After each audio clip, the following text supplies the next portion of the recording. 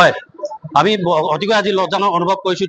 টিডিয়ে আজি আপোনালোকে অসমৰ ৰাইজে দেখিছে আজি অলপ দিনৰ আগত টিডিয়ে এটা ইমান ডাঙৰ এটা ঘটনা ঘটি গৈছিলে আৰু তাৰ ওপৰত উচিত তদন্ত আমি বিচাৰিছিলোঁ, উচিত তদন্ত পালোঁ। কিন্তু আজি আমি কথা ক'ব বিচাৰিছোঁ অসম চৰকাৰ তথা ইয়াৰ তিনিচুকীয়া জিলা প্ৰশাসন আৰু তিনিচুকীয়া পুলিচ প্ৰশাসন আমি জনাব বিচাৰিছোঁ যে খিলঞ্জীয়াৰ ওপৰত বাৰে বাৰে টিডিয়ে মাৰ্কেটত ইয়াত মুছলমান সম্প্ৰদায়ৰ লোকৰ অত্যাচাৰ কিয় আমি প্ৰশ্ন কৰিবলৈ বিচাৰিছোঁ।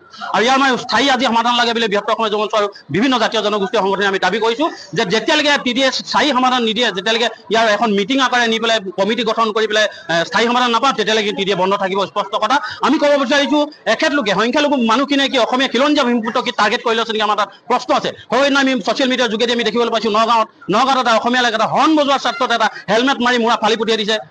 তাৰপিছত আমাৰ তালাবত দেখিছোঁ সেইদিনাখন এটা ঘটনা কৰিছে, এটা মৰাণ সম্প্ৰদায়ৰ লোকক ডেলিভাৰী বয়ক তেখেতলোকে বেয়াকৈ প্ৰহাৰ কৰিছে। আৰু সেই ঘটনা মোৰ নাজানে টিডিয়ে মাৰ্কেটত SB মটৰ্ছ নামে তাৰ স্বত্বাধিকাৰীজনে এজনী খিলঞ্জীয়া দৰিদ্ৰ ঘৰৰ ছোৱালী তেওঁ আৰ্থিক অৱস্থাত পৰি তেওঁ দেউতাক আৰ্থিক অৱস্থাত বেয়া দেখি তেওঁ ইয়াত 2 টকা আয় কৰিবলৈ আহি ইয়াত কৰ্মৰত আছিলে। আমাক অভিযোগ জনাইছে যে আজি 2-3 মাহ ধৰি তেওঁলোকে টিডিয়ে যেতিয়া প্ৰথম ঘটনা হৈছিলে তেতিয়াই তেওঁ মানসিকভাৱে অত্যাচাৰ চলাইছে। আৰু তেনেতে ক্ষান্ত নাথাকি পৰহি 13 তাৰিখে 3 মান বজাত গ্ৰাহকৰ আগত তেওঁ 2-3 থাপৰ মাৰিছে। আমি প্ৰশ্ন কৰিছোঁ তেওঁ অসমীয়া ছোৱালীক এজনী নাৰী জাগৰ নাৰী ৰক্ষক কোৱা চৰকাৰ বেটি বচাও বেটি পঢ়াও কোৱা চৰকাৰ দিনত নাৰীক গাত হাত তুলিবলৈ ক'ত ক্ষমতা পালে আমাৰ প্ৰশ্ন লাগে।